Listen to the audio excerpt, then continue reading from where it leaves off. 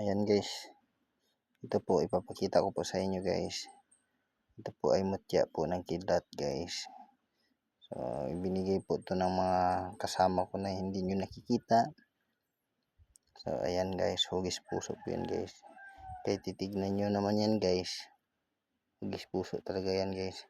So minsan po nagkulay dilaw yan, kulay itim na yan guys. So ito po talaga guys, nakita ko lang to guys. Nakita ko habang nagadingas to guys. So sana bibili sana ako ng balot. Nagtaka lang ako ba't may bato doon na iba yung kulay at saka iba din yung dingas niya. So ibang bato naman guys, nakikita ko na hindi naman nagadingas, siya lang po talaga ang nagadingas. So binigay talaga to ng mga engkanto na hindi nyo na ano. Kaya tignan nyo guys, pati kamay ko guys habang nag-video ako guys. Iba-iba yung kulay ng kamay ko guys. Tignan mo guys, oh.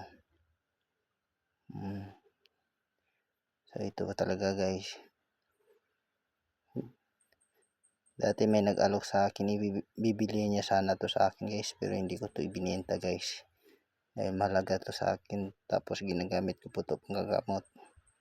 Marami na rin itong natulungan tong bato na to.